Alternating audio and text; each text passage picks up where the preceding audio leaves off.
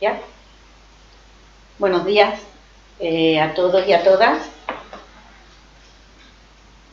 Mi nombre es María Ángeles Fernández y soy la presidenta de ASEPAR, que es una asociación de pacientes, familiares, de personas con enfermedades reumáticas autoinmunes, principalmente artritis reumatoide idiopática juvenil y psoriásica, pero también tenemos otros pacientes colaboradores de otras enfermedades. En primer lugar, daros la bienvenida a todos los que estáis aquí presencialmente, profesionales y algunos pacientes, y a aquellos que estáis en vuestra casa, que sé que estáis esperando esta primera sesión formativa. Daros la bienvenida a este comienzo de talleres de formación y dar las gracias también, como no, a la Consejería de Inclusión Social, Juventud, Familias e Igualdad, por haber confiado un año más en ASEPAR, haber apoyado, haber colaborado con ASEPAR en esa imprescindible atención integral que defienden no solo los planes de la Consejería, sino esta entidad que ha planificado y ha consensuado las necesidades de los pacientes, y hoy ya sabemos que estas enfermedades van a producir impactos a diferentes niveles de la vida de la persona, no solo un impacto orgánico, físico, funcional, sino que es imprescindible hoy tratar el impacto psicológico y tratar ese gradiente social que esta carga de enfermedad produce en las personas. Por tanto, alineándonos con los objetivos de desarrollo sostenible y con los planes de la Consejería y sobre todo respondiendo a esas necesidades que tienen las personas con estas enfermedades y sus familias, hoy comenzamos sesiones formativas para pacientes, familiares, cuidadores, profesionales y personas interesadas. El objetivo de estas sesiones no es más que capacitar a las personas. ¿Capacitarlas para qué? Una información verificada y una formación adecuada van a permitir que esas personas gestionen mejor su enfermedad e intervengan en la toma de decisiones de una forma mucho más adecuada y corresponsable y que intervengan positivamente en su autocuidado. Además, si ocurre todo esto, van a necesitar consumir menos recursos, van a necesitar ir menos veces a urgencias, porque van a estar capacitados para gestionar todos esos impactos que producen esas enfermedades. Dar las gracias también, no solo a los que estáis aquí, a los que estáis en vuestras casas y en aquellos lugares de trabajo también que nos estáis viendo, también otros profesionales. Dar las gracias a Clisimet, que también nos va a acompañar en estas sesiones formativas, que van a ser 5, a cada uno de los profesionales que van a intervenir hoy. En psicología se va a encargar doña Lara, de la mano de la parte jurídica. Hoy tenemos a Alfredo Cuartero, que nos va a hablar, Lara nos va a hablar pues un poco de esas emociones que levantan tras el diagnóstico y durante todo el proceso de estas enfermedades, las emociones que levantan y cómo debemos gestionar esas emociones que tanto nos confunden cuando tenemos estas enfermedades. Alfredo nos trae hoy hablar de enfermedad crónica y discapacidad. Estas enfermedades son potencialmente discapacitantes. Esto no quiere decir que todo el que la tenga vaya a terminar con una discapacidad, pero sí hay muchas personas que la tienen y que el hecho de sufrir todos esos impactos también se la va a producir. Y también pensamos que uno puede defender sus derechos si los conoce. Él nos va a hablar hoy de los derechos de las personas con discapacidad, puesto que concurrimos con este programa en la línea de la discapacidad, y también hablará un poquito de los derechos ligados de los pacientes.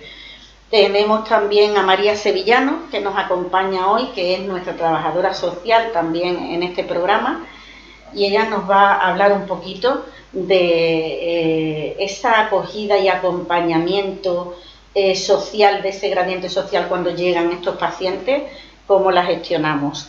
Y tendremos también una intervención por parte de Glenda, también de Clisimet, que es fisioterapeuta, y nos va a hablar de la importancia de mantener nuestro cuerpo en movimiento para prevenir no solo el daño funcional, sino para mantenerlo, para recuperar incluso aquellas articulaciones, aquellos músculos, aquellos tendones. Ella os lo contará, que es la profesional. Y espero que este primer taller de formación sea fructífero para todos, y estamos abiertos a todas las consultas que queráis hacer después. Sabéis que tenemos habilitado un WhatsApp 640 19 19 32, y el correo electrónico de ASEPAR, asepar@asepar.org. Sin más, doy paso a Lara para que comience con su taller de psicología. Gracias a todos y que lo disfruten.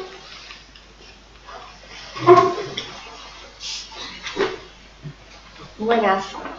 Bueno, lo primero, presentarme un poco. Como bien ya han comentado, mi nombre es Lara.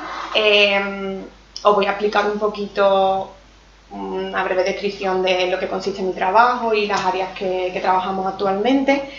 Y bueno, yo soy psicóloga general sanitaria. Esto significa que puedo atender diferentes trastornos mentales, que tienen una índole un poco general.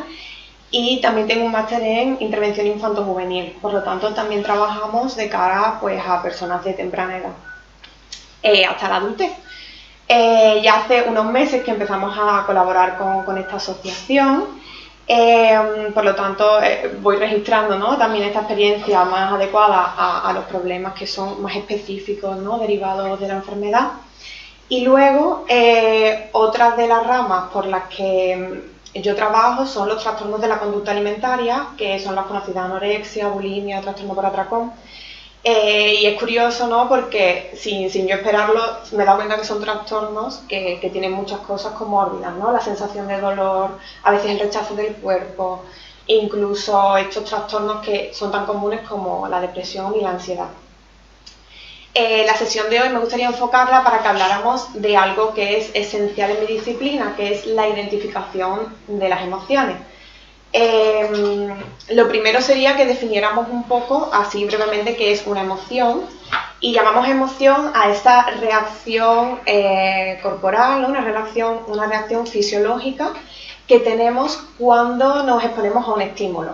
Es decir, ya en la primera parte de la definición nos hace referencia al cuerpo, ¿no?, cómo el cuerpo puede estar elaborando y puede estar somatizando todo lo que nos va ocurriendo. Cuando hablamos de estímulo, puede ser una persona, puede ser una situación, puede ser un lugar, y un poco esta reacción fisiológica lo que pretende es que nos conduzcamos hacia conductas que sean lo más adaptativas posible, lo más funcionales. Como nos podemos imaginar, hay momentos en la vida en los que estas emociones pueden resultar especialmente abrumadoras. Una de ellas, sin duda, es cuando se debuta con una enfermedad. Paralelamente a estas sensaciones, a estas emociones tan abrumadoras, nos encontramos con lo que nosotros denominamos un duelo por salud, que es algo que en otra sesión pasaré a explicar más concienzudamente. Por lo tanto, en el mundo de las emociones tenemos un lenguaje emocional en el que solemos diferenciar entre emociones buenas y malas. Y esto, aunque es muy común, no es del todo correcto. Las emociones, como os decía antes, son como unos conductores, como si nos montáramos en un coche cuando sentimos una emoción y debemos ver hacia dónde nos está conduciendo. Lo que ocurre, como os comentaba, es que cuando vivimos una situación con un alto estrés o donde una emoción nos abruma, como por ejemplo la tristeza, y nos montamos en ese coche, nos produce como una especie de contaminación y no podemos ver más allá. Ahí es cuando debutamos también con estos trastornos emocionales como la ansiedad, como la depresión. Y como os podéis imaginar, pues evidentemente cuando padecemos una enfermedad crónica, donde hay un dolor asociado, donde además mi entorno cambia, e incluso el efecto que puede tener en los cuidadores, evidentemente son situaciones de un alto estrés y donde esto es más probable que ocurra. ¿Cómo me gustaría llamar a mí a las emociones? ¿O cómo lo trabajamos en consulta? Llamamos emociones agradables y desagradables. Las agradables son las deseadas y son las que van a proporcionar que esta conducta se repita más veces. Un ejemplo tonto: si me tomo un café con una amiga y esto me hace sentir plena y feliz, pues es una conducta que repetiré. Por lo contrario, una emoción desagradable, como puede ser la angustia, Pues poneros un ejemplo, me angustia la multitud, pues evito ir en las rebajas al Corte Inglés, ¿vale? Eso hará que la conducta la haga menos veces. ¿Qué es lo que ocurre? Que realmente cuando estamos experienciando estas emociones desagradables, a veces se nos olvida que nos tienen que conducir a algún lado. Si tiro de la metáfora del coche, es un coche en el que me tengo que montar y tengo que pensar, por ejemplo, ¿por qué me da miedo la multitud? ¿Por qué me siento vulnerable? ¿Qué es lo que me hace sentir? Haciendo un poquito de hilo con lo que he comentado antes, cuando estamos en una situación muy estresante, esta emoción nos desborda totalmente y encima nos es desagradable, se produce un fenómeno que llamamos evitación emocional. Es decir, normalmente la persona y la emoción suelen estar muy conectadas, ¿vale? Deberíamos estar así, pero cuando la emoción es muy desagradable y muy abrumadora, nos separamos, se produce una desconexión emocional. Y esto, pese que a corto plazo evita el sufrimiento, a medio y a largo plazo notamos que desarrollamos trastornos emocionales y que además estas emociones no son funcionales. Es decir, aparecen, pero no nos conducen a ningún sitio, por lo tanto se estancan y nos acompañan. En torno a esto hay una metáfora que uso muchísimo en sesión y es el del vaso de agua. Si cogiéramos un vaso de agua, que en principio no es un peso muy elevado, y os pidiera a todos, por ejemplo, que estáis aquí, que lo sujetarais, la mayoría podríais hacerlo durante un breve corto, o sea, un periodo de tiempo cortito, ¿no? Pues 1 minuto, 2, pero ¿qué pasa si os lo dejara 2 horas, 1 semana, 1 mes, 6 meses, 1 año, 5? Es decir, algo que en principio es una emoción asumible, si la voy sosteniendo durante tanto tiempo, si no la puedo gestionar, se convierte en un peso. O sea, imaginaros 1 año con un vaso de agua así, se os caería el brazo. Esto es un poco una metáfora que uso mucho con mis pacientes para que entiendan que por pequeñas que nos puedan parecer esas emociones o esas sensaciones desagradables, cuando las sostenemos durante mucho tiempo, son totalmente inadmisibles, ¿no? Para la persona y su situación, y mucho lo que me encuentro en la consulta es, no lo soporto más. Entonces, ¿cómo podemos trabajar este tipo de emociones, ¿no? Porque todo este rollo está muy bien, pero ¿qué puedo hacer desde ya? Para empezar, identificar qué tipo de emociones estoy teniendo. Ya hemos dicho que tenemos 2 grandes grupos, agradables y desagradables. Las agradables nos suelen encantar y no encontramos mucho problema ahí. Vamos a ponerle el foco un poco en las desagradables. ¿Qué es lo que suele ocurrir con las desagradables? Tanto a nivel cultural como a nivel individual. Que entendemos que no son válidas, no puedo sentirme así, no tengo el derecho de sentirme así, porque tengo una enfermedad pero tengo una familia maravillosa, esto lo escucho muchísimo en sesión. Por lo tanto se nos invalida, ¿no? No son válidas, sentimos que no son necesarias y sentimos que nos ponen como una zancadilla en el proceso. Realmente esto es un juicio de valor, estamos enjuiciando, ¿no? Estas emociones desagradables y creemos que como son disruptivas para nosotros, pues no tienen una función. Y son precisamente ahí donde nos tenemos que parar. Durante el proceso, no solamente de diagnóstico de este tipo de enfermedades, sino mi experiencia me dice que el previo al diagnóstico a veces es incluso mucho más duro que el momento del diagnóstico por esta itinerancia que hay que hacer de médico, el maltrato, ¿no? Que a veces también vivimos desde la desatención, desde el desconocimiento de muchos de los profesionales. Imaginaos las de emociones ahí que a lo mejor la persona o los cuidadores están sosteniendo sin entender muy bien qué es lo que está pasando. Entonces, lo que yo propongo es que nos fijemos en esas emociones desagradables y tratemos de identificar diferentes grupos. Miedo, asco, tristeza, todas ellas tienen funciones diferentes. Y realmente en nuestro fuero interno tenemos bastante claro a dónde nos conduce cada una. Hay una estrategia que funciona súper bien y que es como una antesala que hacemos en mis sesiones, que es empezar a registrar día a día, algo que a lo mejor hacíamos de peques, que son los diarios personales. Yo a este diario personal le pongo un plus, que es simplemente que cuando contemos eso que hayamos hecho, adjuntemos qué emoción es y por qué creo que la siento. Porque no se nos puede olvidar que, en vuestro caso, además de poder tener estas emociones muy abrumadoras por vuestra enfermedad, sois personas que tenéis una historia de vida previa y durante la enfermedad. O sea, no sois una enfermedad. Entonces es importante que sepamos, por ejemplo, si esta persona está sintiendo mucha culpa, cómo era la relación con la culpa de esta persona antes de su enfermedad. O sea, tenemos que sanar desde el inicio. Os recomiendo mucho que simplemente identificándolo vais a notar que tenéis mucho más control de estos síntomas, incluso vais a identificar qué emociones me generan ansiedad, qué emociones me conectan con la tristeza. Y esto es muy importante, o sea, es muy rico para la persona porque esa confusión la disminuye bastante. Un poco para ir cerrando, una conclusión que me parece importantísima y que creo que muchos nos podemos sentir identificados con esto, es que cuando evito emocionalmente se produce un fenómeno secundario que es que evito conductualmente. ¿Esto qué quiere decir? Que si evito, por ejemplo, sentir tristeza, es muy probable que vaya a evitar situaciones, personas, contextos, películas que me vayan a conectar con esta tristeza. Pero claro, la tristeza forma parte de la vida. Entonces, ¿a cuántas cosas nos estamos desconectando? ¿No? ¿De cuántas cosas no estamos formando parte porque tenemos miedo? Entonces, sentir miedo no está mal, ni tiene ninguna connotación negativa, pero sí es algo que tenemos que abordar. Entonces, yo siempre sugiero que no solamente en mi especialidad, sino como habéis comentado antes, creo que esto tiene que ser un abordaje íntegro, ¿no? O sea, que nos toquemos todas las patitas.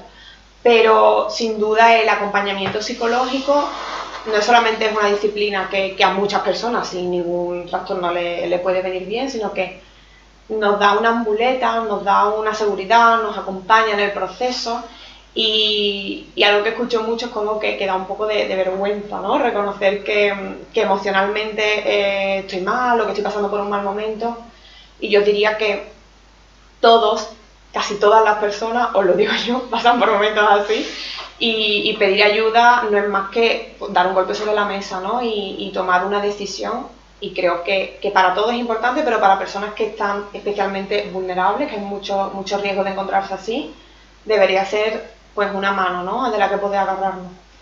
Así que, bueno, por concluir, os recomiendo mucho que hagáis este diario de emociones, que narréis vuestros días, que podáis adjuntar esa información emocional, y en las siguientes sesiones iremos abordando un poco más esto. Pretendo dar también algunos materiales de registros para que amplifiquemos esta información.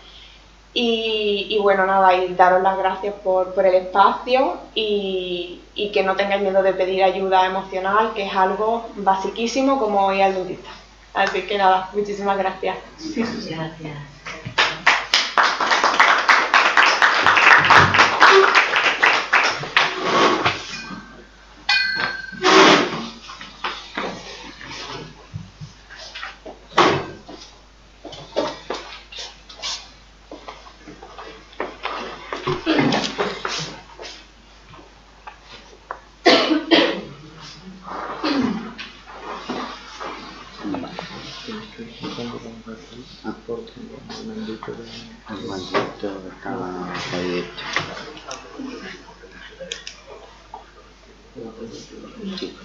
Déjame la portada si quieres y ya.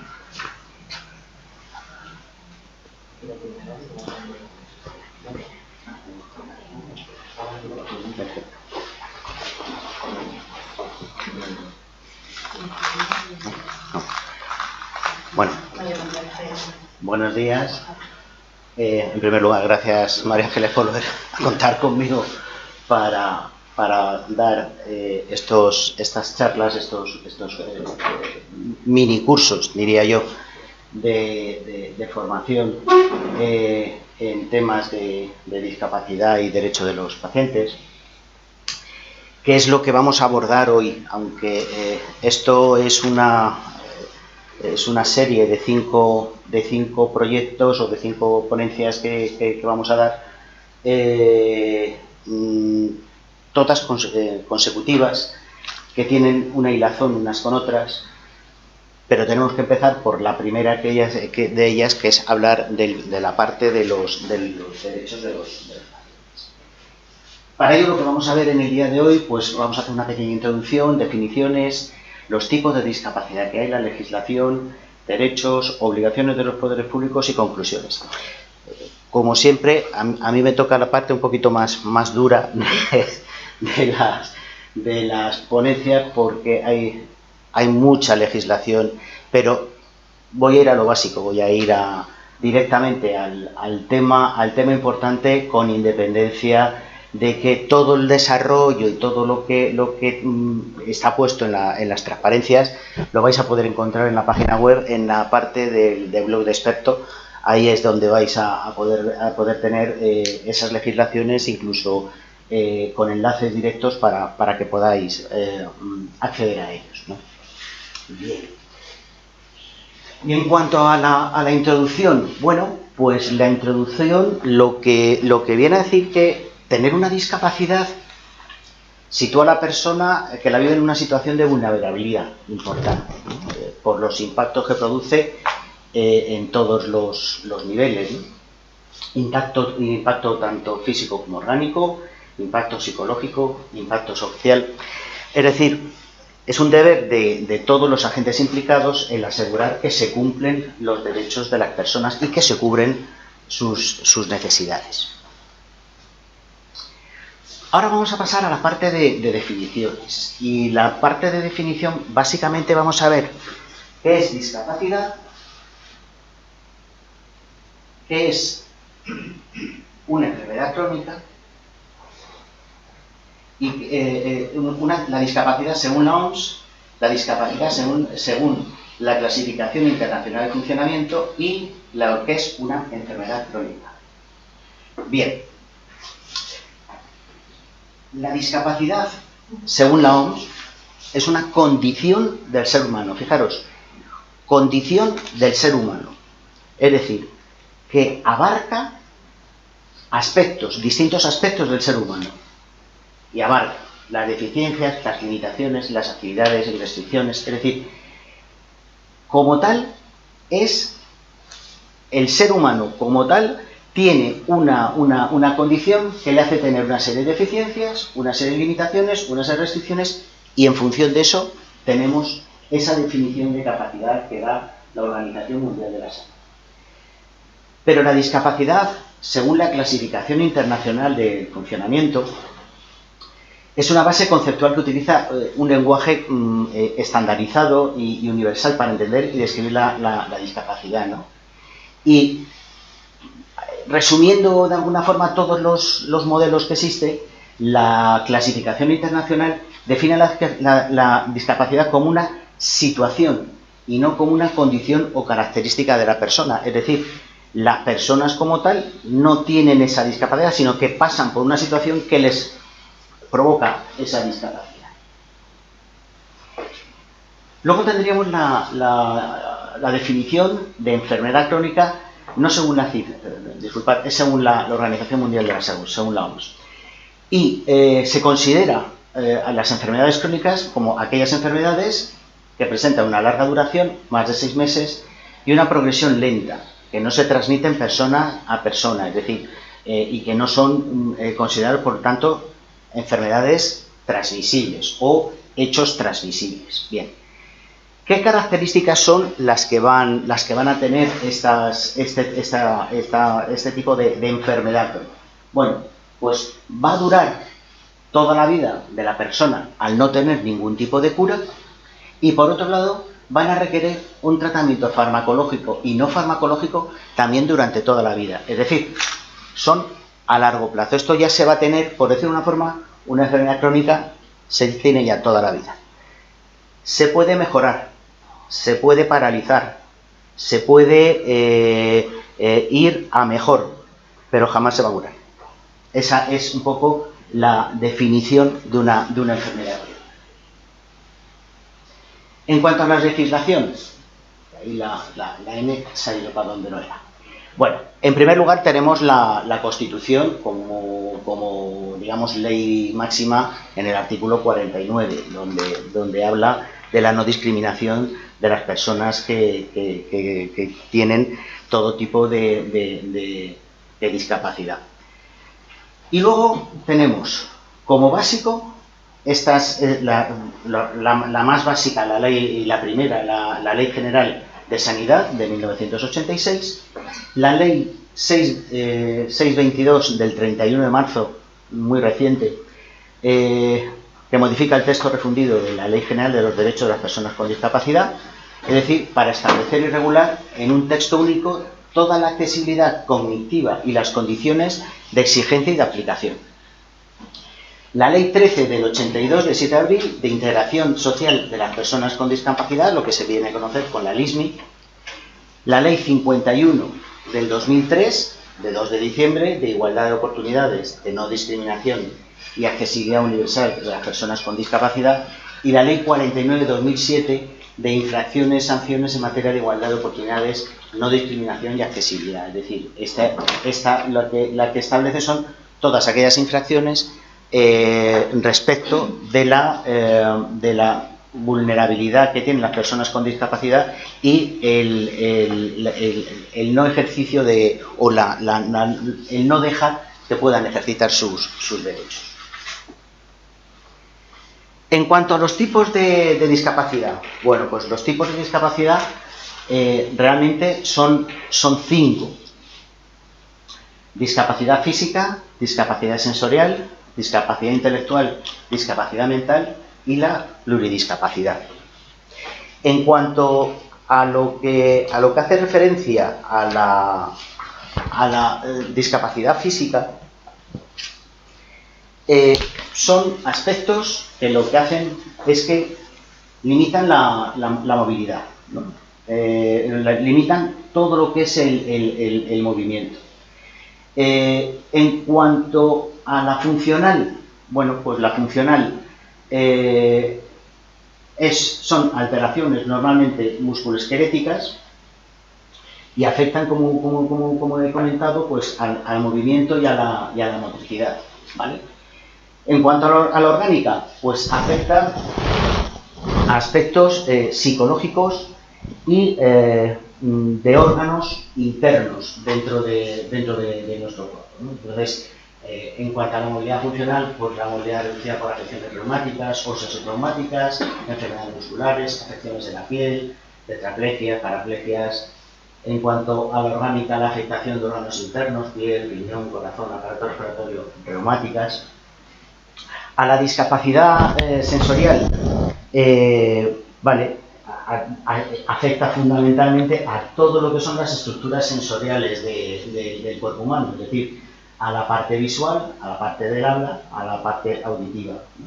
Y entonces tenemos discapacidad auditiva, visual, trastornos del lenguaje, dentro de ellos están las disfemias, la dislexia y otros problemas de expresión. La discapacidad intelectual son alteraciones de lo que es la obtención de un promedio por debajo de lo que se viene a definir como capacidad de comprensión. Entonces, cuando lo que tenemos es una capacidad de comprensión que está definida y está por debajo, ahí empezamos a hablar de discapacidad intelectual, que puede ser leve, moderada, grave o profunda. Las discapacidad mental son alteraciones en la conducta adaptativa de afección a facultades mentales y neurológicas. Y ahí ya tenemos enfermedades graves o enfermedades ya, digamos, más de estructura, de la propia estructura neurológica digamos, de las personas, ¿no? Hay pues la esquizofrenia, un trastorno depresivo, trastorno de la alimentación anoxabulimia, Parkinson, Alzheimer, etc.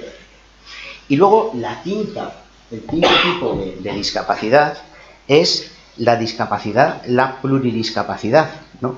Que es una combinación absolutamente de todos los distintos tipos de enfermedad, de discapacidad, presentando normalmente déficit psicomotrices, ¿vale?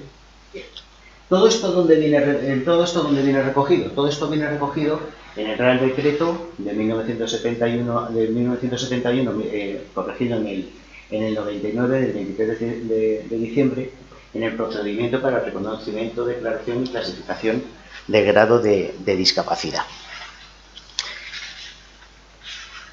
Si continuamos, vamos a hablar de los derechos.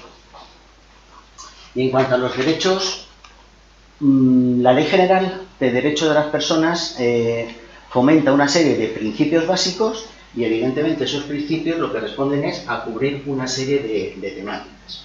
Bueno, dignidad y autonomía significa que la persona pueda vivir por su cuenta. La vida independiente, pues cómo pueden participar dentro de la sociedad. La no discriminación, pues el no acoso. La igualdad de oportunidades, pues ser igual que el resto de la población. La normalización, pues normalizar su presencia en la sociedad directamente, ¿no? Es decir, que una persona que tenga discapacidad no sea un obstáculo absolutamente para nada, sino que se dé una auténtica inclusión, ¿no? Una parte que viene a ser la siguiente: participación e inclusión social es la participación en todas las actividades que tenga en la sociedad. El diálogo civil, esto es importante porque el diálogo civil lo que viene a contemplar, lo que viene a requerir es que las personas con discapacidad puedan hacer propuestas e ideas de cara a la mejora de su calidad de vida.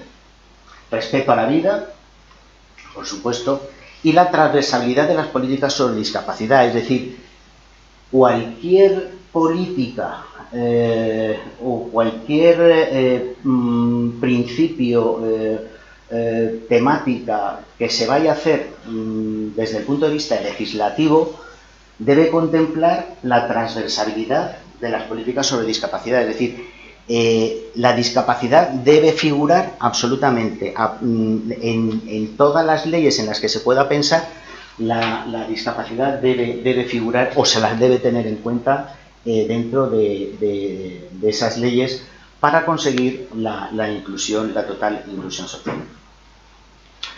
¿Temáticas que cubre? Pues prestaciones sociales y económicas, protección de la salud, que supone la atención médica, la atención integral a través de programas de adaptación, derecho a la educación, que sea una educación inclusiva completamente, es decir, que cualquiera que presente una discapacidad pueda tener acceso a toda la educación habida y por haber.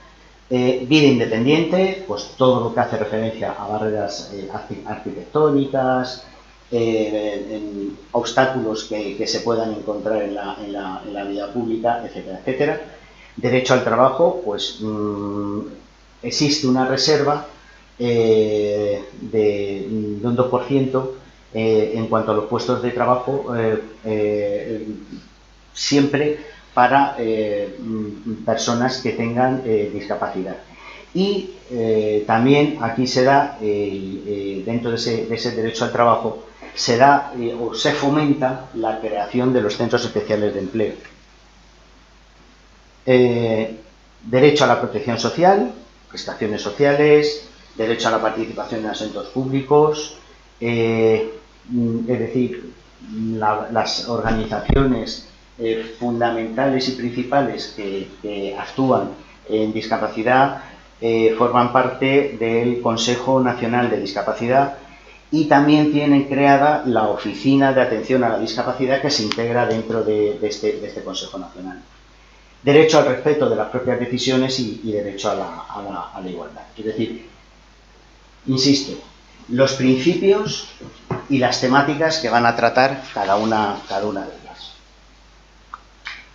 En cuanto a las obligaciones de los poderes públicos, bueno, las obligaciones de los poderes públicos dentro o relacionadas con el mundo de la discapacidad son las siguientes: la prevención de la salud, cuidados médicos, ayudas técnicas, educación, orientación, inclusión social, acceso a la cultura, derechos económicos. Es decir, si os fijáis, son todos los derechos que tienen las personas con discapacidad, es lo que son las obligaciones que tienen los poderes públicos. Es decir, que por lógica todo lo que tiene que centrarse y toda la obligación que tienen las obligaciones de los poderes públicos son los derechos que luego constituyen parte de las personas con discapacidad.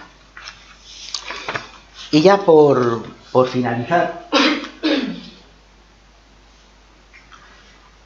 concluir que tener una discapacidad y una enfermedad crónica realmente lo que supone es un reto.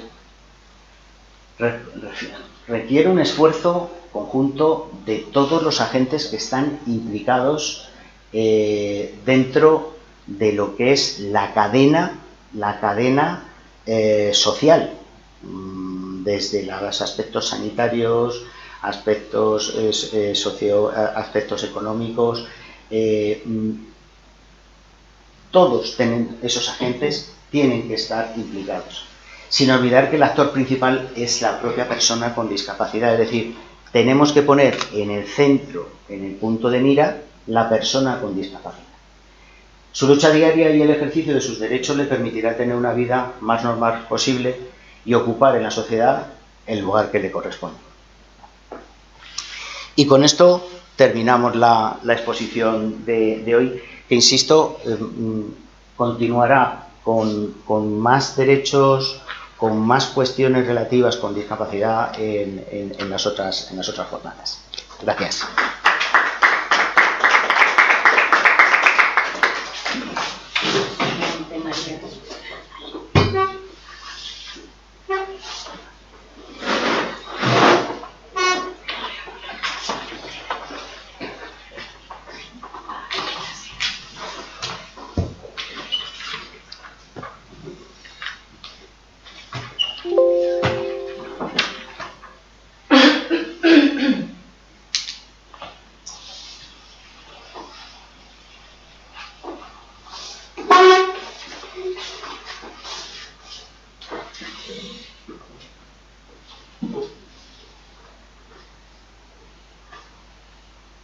Buenas a todos.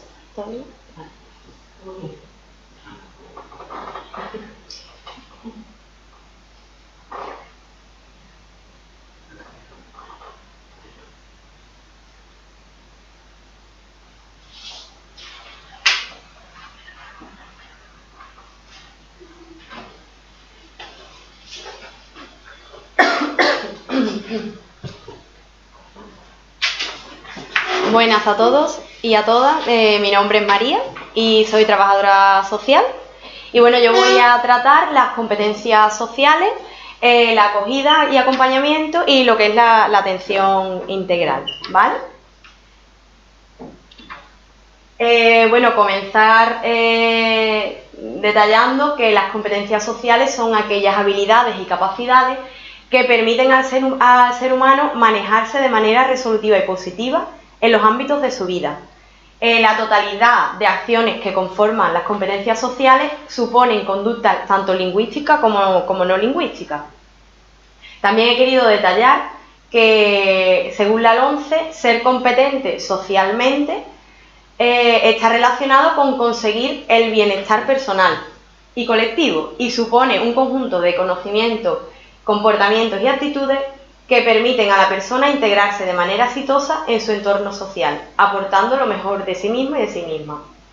Resulta importante el desarrollo de estas competencias sociales para la correcta intervención, cuidado y acompañamiento tanto de la persona en sí misma como de las personas a las que cuidamos y las necesidades de las mismas.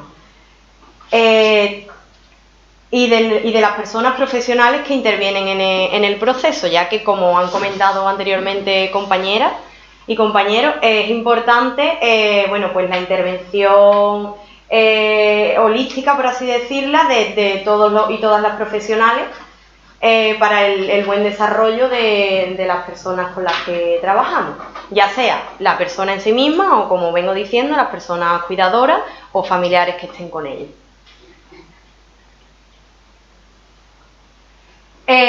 Bueno, pues en mi caso, ¿vale? La intervención social que se hace desde el Departamento de Trabajo Social de ASEPAR se centra en dar, por supuesto, la acogida y dar apoyo, información, asesoramiento y atención directa e integral a las personas para así dar cobertura a las necesidades tanto presentadas como las que, por ejemplo, como profesional yo pueda detectar.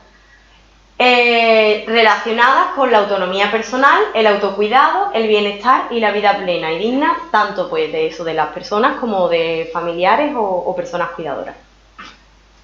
Estos servicios pretenden asegurar que se cumplen los derechos que las personas con discapacidad, desde la integración social y plena inclusión en la sociedad, con un trato igualitario y de igualdad de oportunidades, y pretende con ello pues mejorar tanto la capacidad funcional como emocional, psicológica y social, la calidad y condiciones de vida, su autonomía personal y además ofrecer el apoyo necesario adaptado pues, a cada persona y a las necesidades que cada una y cada uno pues presente.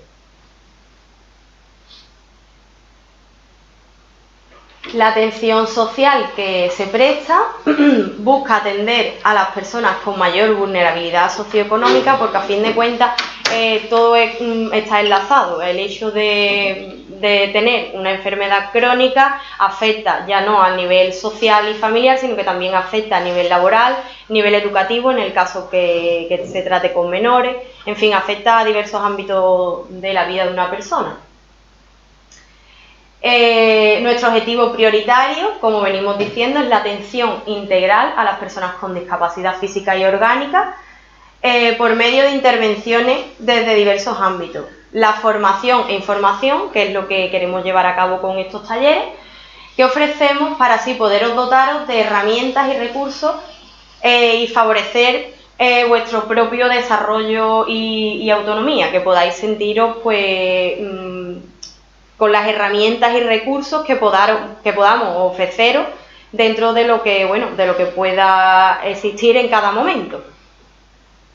Hacemos hincapié en el enfoque de género, promocionando la igualdad entre hombres y mujeres sin que exista distinción alguna. También es verdad que, en función del género se lleva la enfermedad crónica y, por consiguiente, la discapacidad, en el caso de que las personas la tengan reconocida, de una manera o de otra. En cuanto a la atención integral, decir que se pretende que desde el primer momento en el que la persona acude a nosotros y requiere de nuestra ayuda y nuestro apoyo, dar cobertura a las necesidades, como vengo diciendo, tanto presentadas como detectadas, y facilitar la información necesaria para sobrellevar dicha situación. Se recopila todas aquellas herramientas y recursos disponibles a los que la persona pueda acceder, aportando la información, ya sea solicitada o no, ya que debido al desconocimiento lo que ocurre muchas veces es que no sabemos a lo mejor pues dónde tenemos que recurrir, qué documentación es necesaria, cuáles son los pasos a seguir. Entonces desde aquí pues le ofreceremos ese apoyo y el acompañamiento durante lo que es el procedimiento, ¿vale? También es muy importante establecer, como se ha comentado anteriormente, canales no solo con las personas usuarias, familiares, cuidadores, sino con cualquier profesional que intervenga en la vida de lo que es la persona, porque es importante para el desarrollo de la misma. Gestionar también desde el Departamento de Trabajo Social, se gestiona, se tramita, se orienta a cualquier persona sobre aquellos aspectos, ya sean de carácter burocrático o no, que le permitirán mejorar lo que es la calidad de vida de la propia persona.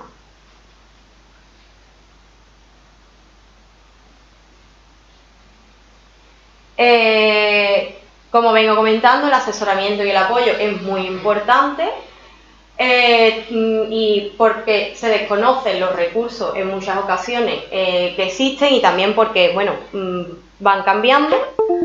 Entonces lo que buscamos es paliar las carencias existentes tanto en ámbitos administrativo-legal, sociosanitario, de inclusión e interacción social y participación ciudadana. Y por último, decir que tiene gran importancia la prevención y la atención temprana para la mejora de la calidad de vida de las personas, siempre optimizando la coordinación entre profesionales, al igual que el ocio, que ocupa también un papel importante en la vida de las personas y el desarrollo de las mismas. Por dicha razón, desde ASEPAR también ofrecemos planes de ocio adaptados, además de planes culturales, educativos y de acceso universal generalmente. Y sin más, pues daros las gracias a todas las personas pues, que estáis aquí presentes y las que nos veis. Gracias. Gracias.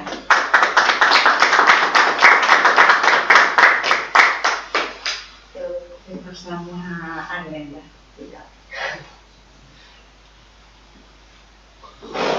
Gracias, María.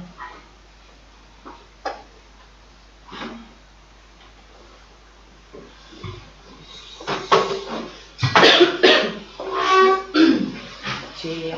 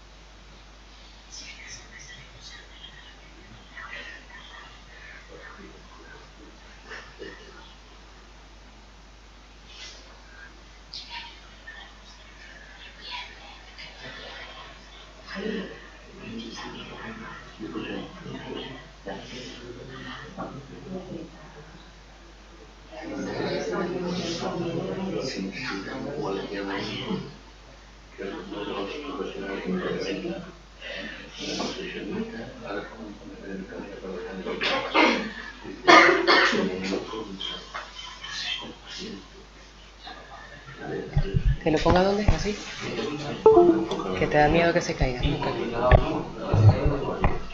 Ahí.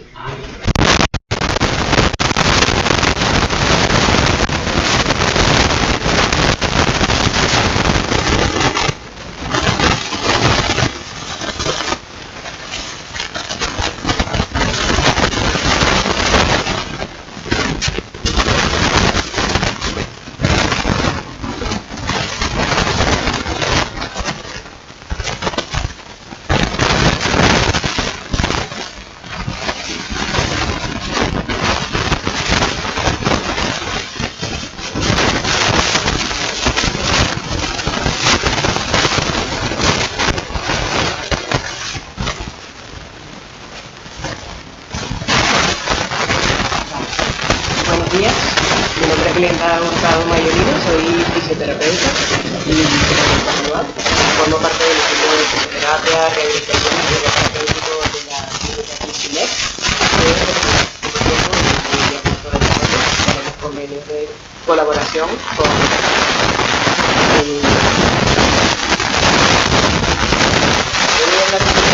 pues, de la fisioterapia, del ejercicio físico, para tratar y prevenir o disminuir un poco las limitaciones y la discapacidad que pueden generar todas las enfermedades del sistema neuromusculoesquelético en general y más específicamente pues las reumatológicas, ¿no? Esta imagen pues explica un poco primero la contracción y la relajación de los músculos, ¿no? Podemos perfectamente entrar en un ciclo dentro del estrés y dentro del día a día, en un ciclo de dolores, de tensiones, no solamente de lo que nos produce una enfermedad, ¿no? De las inflamaciones, de los procesos de dolor que están intrínsecos de la patología, sino que a partir de allí entramos en un bucle de involucrar a otras estructuras, a otros sistemas, entrar en un sistema en una situación de estrés, de tensión constante, que lo que hace es aumentar el dolor y todo se vuelve un círculo vicioso, ¿no? Ya una cosa va llevando a la otra y parece que se nos hace una molestia que empieza en un sitio muy preciso, pues cada vez nos va limitando en nuestra vida. O podemos elegir entrar en ese mismo ciclo, pero desde una sensación de bienestar, desde una sensación de relajación. Yo tenía preparado un pequeñito ejercicio, muy chiquitito, justamente para que reconozcamos nosotros mismos esa diferencia entre la contracción y la relajación, un poco voluntariamente, ¿no? Pero luego, a nivel también involuntario, a nivel inconsciente, que podamos ser capaces de reconocer cuando estoy en tensión, en la oficina, en el trabajo, incluso viendo televisión, muchas veces estamos así y no nos damos cuenta, pues que reconozcamos que eso está pasando y que hay un plan B que es relajar, serenar un poco el cuerpo y a partir de ahí pues podemos meditar. Entonces el ejercicio que quería un poco compartir era coger aire profundo, ¿vale? Si lo pueden hacer conmigo, si quieren, podemos coger aire profundo y apretar muy fuerte los hombros, lo más lejos que ustedes puedan. Y ahora soltar el aire y relajar completamente los ojos, ¿vale? Dejar los flojitos, relajar. Y ahora podemos coger aire profundo otra vez y apretar los labios como si quisieran dar un beso muy fuerte. Y apretar muy fuerte los labios. Y ahora soltar el aire y relajar. Hay muchos que están apretando también los ojos, no solamente los labios. Ya vamos sumándole a la tensión. ¿Vale? Pues reconozcan ustedes esa diferencia entre estar contraídos y estar relajados, ¿vale?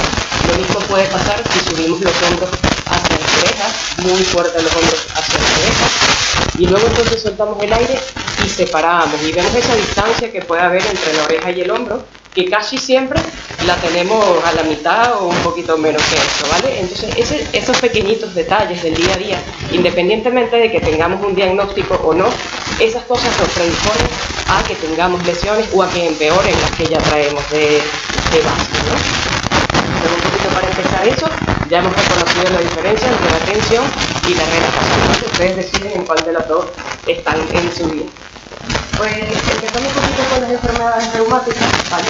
Y en general todas las que afectan el sistema neuromuscular, pues se caracterizan básicamente por inflamación de una o varias articulaciones del cuerpo, ¿vale? Esa inflamación va acompañada con dolor y el dolor pues puede o no traer, las enfermedades reumáticas pueden estar acompañadas o no con deformidades de una o varias articulaciones, lo que por supuesto ya nos limita la movilidad, la función, ¿no? La capacidad de desarrollar nuestras actividades con normalidad, ¿vale?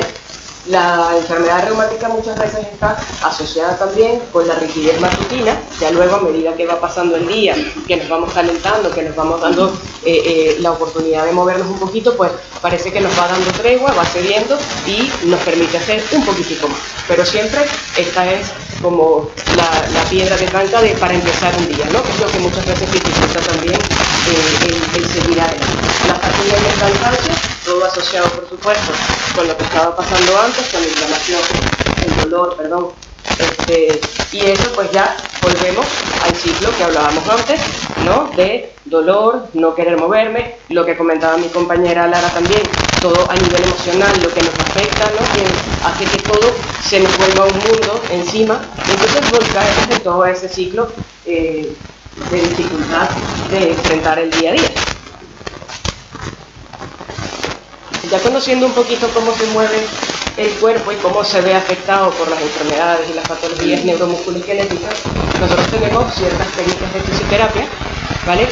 Con las que abordamos este tipo de inconvenientes, ofreciendo una alternativa para mejorar y para tener mejor capacidad o para evitar lo que decía antes, las limitaciones, ¿no? El masaje, por supuesto, en la sala de fisioterapia, trabajamos un masaje todo adaptado a cada persona según la evaluación inicial. Un masaje, como siempre se ha conocido, mejora y estimula la circulación sanguínea. Con la circulación estimulada, pues ya sabemos que se cesan algunos detritus celulares, se limpia un poco todo el sistema, da un poco de vida y de oxígeno a la musculatura, disminuyendo la tensión que puede traer debajo, ¿vale? movilizaciones articulares precisas, ¿vale? En la zona, si no hay un proceso agudo de la inflamación en la patología, nos puede permitir el cuerpo hacer ciertas movilizaciones pasivas de articulaciones específicas o bien de grandes grupos articulares y musculares.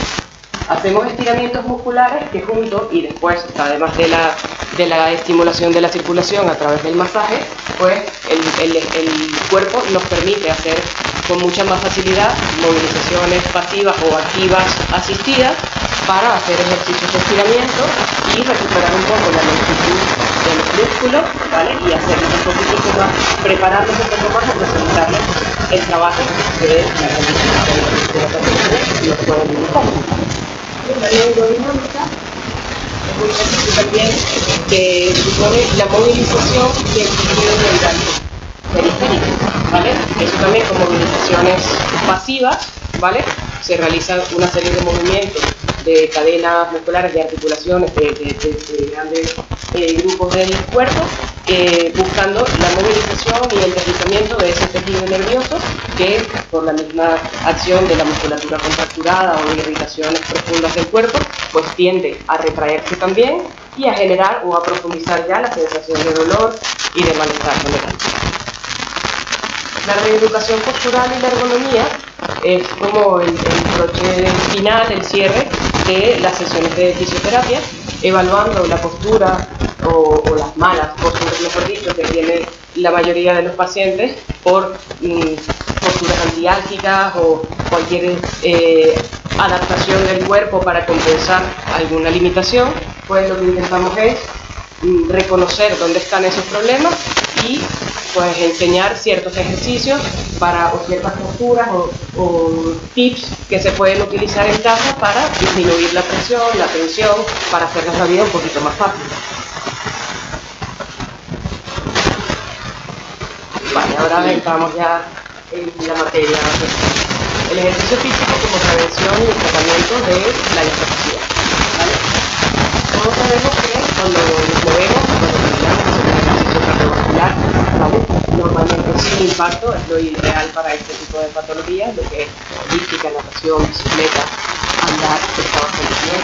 Todo esto estimula la circulación y pasa un poco lo que les había comentado antes con el masaje. Al estimular la circulación, el sistema pues recibe mucho más oxígeno, se renuevan los tejidos, se desecha todo lo que el cuerpo pues ya no necesita, todos esos radicales libres, todo lo que contribuye a los procesos inflamatorios, pues lo que hacemos es que el cuerpo los drene y se deshaga un poquito de ellos, ¿vale?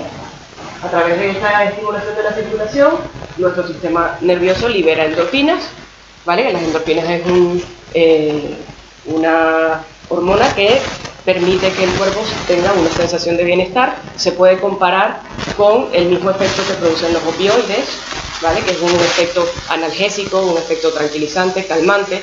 Entonces, podemos siempre tener esa alternativa farmacológica, ¿no? Que nos da un poquito la vida, pero si sabemos que desde nuestro propio cuerpo podemos secretar un poquito de estas endorfinas, pues nos quitamos un poco de tanta farmacología y hacemos que nuestro propio cuerpo trabaje en nuestro bienestar, ¿vale? Las mitocondrias es una partecita de la célula donde se genera la energía. Cuando nosotros estimulamos la circulación, estimulamos todo el sistema musculoesquelético a través del ejercicio, esa mitocondria también se estimula un poquito, ¿vale? Y lo que hace es generar más energía en nuestro cuerpo, con lo cual la fatiga y el cansancio que estábamos hablando al principio que caracteriza la patología, pues reduce también. Es otra herramienta que desde nuestro propio cuerpo podemos captar y tirar un poquito con más emoción y con más fuerza el día a día y afrontar los problemas con más intención.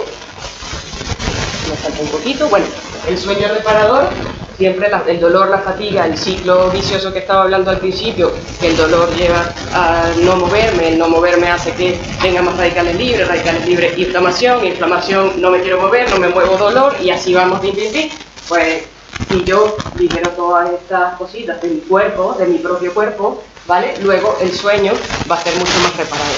Si yo descanso, dejo que mi cuerpo, la parte más profunda de mi cuerpo, haga su trabajo, recupere las pequeñitas lesiones que se puedan generar durante el día, disminuya las inflamaciones, ¿vale? Y ya el cerebro y el cuerpo empieza el día con otra manera, con otra carga, ¿vale? La fuerza muscular aumenta también a medida que hacemos ejercicio, ¿vale? Tanto cardiovascular como ejercicios específicos de tonificación muscular con elásticos, con pesas, con nuestra propia resistencia del cuerpo, ¿vale?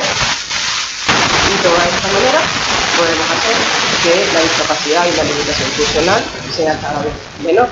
Aprender herramientas, aprender ejercicios, aprender alternativas para llevar la vida de otra manera y sacarle el mejor provecho con menos esfuerzo quizás, hace que tengamos menos limitación y menos discapacidad, sobre todo cuando padecemos estas condiciones, ¿no?, reumáticas o procesos inflamatorios. Esto de momento es todo lo que les puedo ofrecer. Espero que pronto podamos compartir otro momento. Muchísimas gracias y que nada.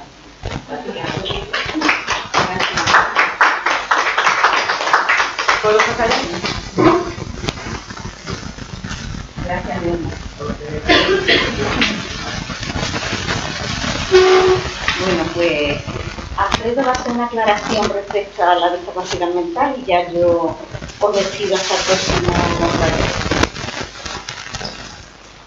En cuanto a la discapacidad mental, había dicho que era una alteración neurológica. No, es una alteración por una enfermedad mental, sin más, ¿vale? Es decir, no el tener una alteración neurológica significa tener ya una discapacidad mental, ¿vale? Quería hacer esa pequeña puntualización porque me parece que ahí no lo he dicho de la forma más clara posible. Gracias. Bueno, pues gracias a todos los profesionales que hoy nos habéis acompañado, a la Consejería de nuevo por apoyar estas sesiones formativas de atención integral capacitándote, dirigida a pacientes, cuidadores, profesionales, personas interesadas, a Clisimet, por estar también profesionales que están dando el servicio integral a nuestra trabajadora social, a Alfredo, por esa parte tan difícil como es hablar de leche, que además los pacientes ponen muy mala cara, y espero que les haya servido, que haya sido fructífero. Nos llevamos siempre deberes después de esta sesión informativa y os emplazamos para el siguiente taller, en principio será el 17 de marzo. Muchísimas gracias a todos y buenos días.